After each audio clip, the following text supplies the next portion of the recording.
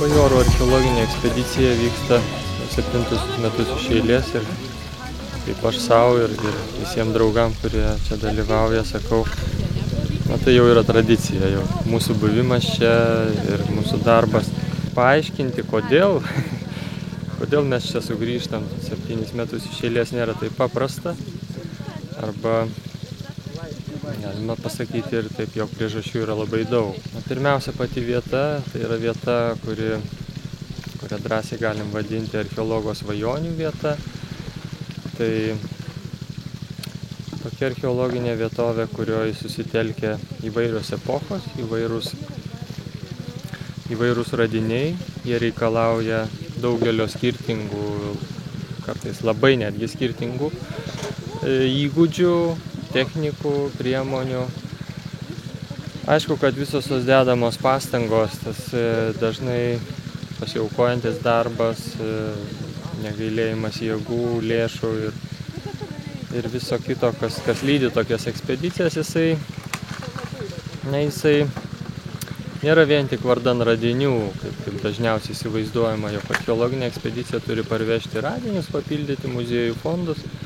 Tačiau tai tik labai maža dalis tiesos ir galbūt visuomeniai reikėtų kartoti, jog archeologiniai tyrinėjimai yra tik tai tam tikras metodas, bet pati archeologija pretenduoja tapti mokslu, jinai yra mokslas, kuris sugeriantis tas pagalbinės disciplinas arba tos tokius šalutinius savo tikslus, pradedant nuo specialistų ūkdymo ir baigiant nuo pačios visuomenės švietimo. Tas mokslas siekia atkurti praeities visuomenių modelius, jeigu galim taip sakyti. Tas socialiniai modeliai yra vienas iš tokių populiariausių ir ilgą laiką sovietmečių buvusių dalykų, kur visi svarstė, ar čia turtingas, ar čia vargšas, ar jie turėjo vadą, ar visi bendrai sprendė reikalus. Tačiau, šiek tiek pasikeitus archeologija ir 21 amžiuje yra nemažiau įdomi. Kaip ir galim tikėtis, jinai nukreipia dėmesį į žmogų, į to žmogaus gyvenseną, į to žmogaus mitybą, to žmogaus amžių, į jo ligas, ir taip pat, kas nemažiau svarbu, į to žmogaus pasaulėžiūrą, pasaulį ir jo mintis ir simbolius, tiek regimus, tiek neregimus, siekdami taip nejučia ir lyginti tarp to, kas yra šiandien ir to, kas buvo toj praeity.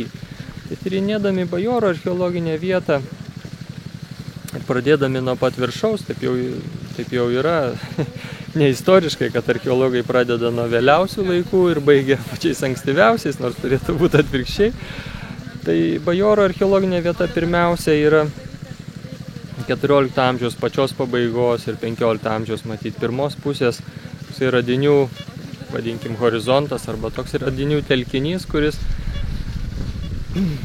leidžia mums praskleisti Lietuvos valstybės vieną iš tokių pačių svarbiausių lūžinių akimirkų, kuomet įvedus krikščionybę kažkas atsitiko kažkas labai daug, apie ką mūsų kronikos metraščiai pasako labai nedaug ir labai lakoniškai.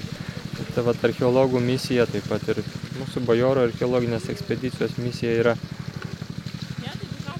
surinkti kuo daugiau duomenų iš to laikotarpio, iš to 14 amžiaus pačios pabaigos, 15 pradžios, pamėginti pasekti, kas atsitiko su laidosena, kas atsitiko su pasaulėžiūra tuo metu, kai buvo oficialiai įvesta krikščionybė.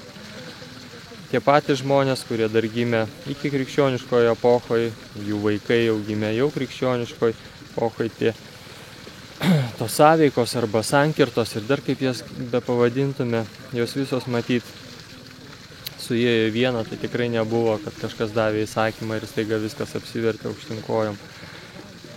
Tai, ką mes čia apčiopėm Bajoruose, dar 2009 metais, ko gero, pirmą kartą jau suvokėm, jog dirbdami Bajoruose ir tirdami šitą vietą mes kartu tyrėm tokį unikalų, itin retą ir pirmą kartą taip nuodugniai tyrinėjama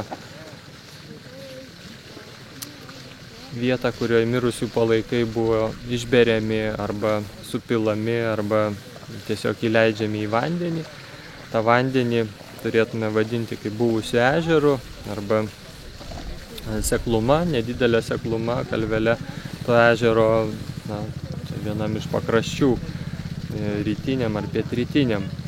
Tai ta galimybė apčiuopti patį tą laidojimo būdą, patį tą ritualą, jinai gerokai pranoksta tą svarbą radinių ir tą norą surinkti kuo daugiau radinių. Nes bajoruose dauguma radinių yra itin smulkus, labai smulkus, fragmentai, susilydimai.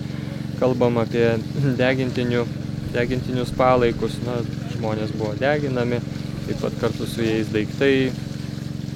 Dalis keramikos šukių, tai yra puodinių šukių, yra taip pat patekę į tą didįjį laidotuvių arba šermenų laužą tuo metu, kai buvo deginami mirusiųjų kūnai. Tai toks tarsi būtų toks pirmas svarbus tikslas tirti 14-15 amžiaus sandūros laidoseną, kuri iki šiol yra viena didžiausių mįslių.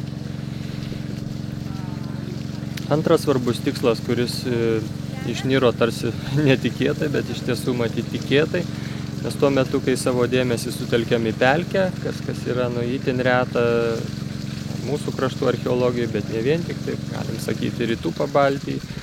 Tyrinėti pelkę labai sudėtinga, bet tie vaisiai yra džiuginantys svarbus ir jie keičia mūsų Lietuvos istorijos puslapius. Tai tie tyrinėjimai pelkėje netikėtai atskleidė, jog 14-15 amžiaus radiniai slūgso virš kažkokių tai šiandien dar sunkiai suprantamų, paaiškinamų kitų radinių, kurie taip pat yra susiję neabejotinai su pasaulėžiūra religija. Kalbu apie praėjusių metų tyrimų pabaigoje surastas 2 kaukolės, žmonių kaukolės, vyrų, pagyvenusių daugiau kaip 40 metų amžiaus kaukolės, kurios buvo savo laiku, kol kas neaišku kada, galbūt prieš 2000 metų, galbūt anksčiau, įmestos iš esmės į tą pačią vietą, į tą patį ežerą, kur vėliau jau buvo beriami mano minėti degintiniai palaikai.